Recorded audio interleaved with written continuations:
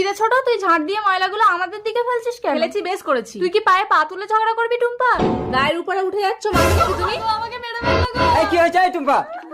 দাদা তোর টাকা আছে বলে কি তুই সবসময় চেঁচিয়ে আমাদের চুপ করে রাখবি? তোদের সঙ্গে কথা বলাটাই আমার পাপ হয়েছে। এই চলে এসো না। রাজু, তোমার দাদার মাছের ফিশারি আছে বলে এত টাকা। এই নাও, এই কেরোসিন তেলটা নিয়ে গিয়ে ফিশারিতে ঢেলে দাও। ঠিক বলেছো, তাহলে দাদার ফিশারি সব মাছ মরে যাবে। এটাই তো দাদার মাছের ফিশারি, কেউ কোথাও নেই তো, কেরোসিন তেলটা ঢেলে দেই। ফিশারিতে দুটো মাছ ধরে বাজারে বিক্রি করতে যাবো। এ কি, আমার ফিশারির সব মাছগুলো মরলো কি করে? এ তো কেরোসিন। স্বামী, আমাদের ফিশারির সব মাছ মরলো কি করে? আয় না, কি আমাদের ফিশারিতে কেরোসিন তেল ঢেলে দিয়েছে। মহাজনের কাছ থেকে 1 লাখ টাকা ধার নিয়ে আমি মাছ চাষ করেছিলাম, বলেছিলাম মাছ বিক্রি করে সব টাকা দিয়ে দেবো। এখন আমি কি করে দেবো? ওগো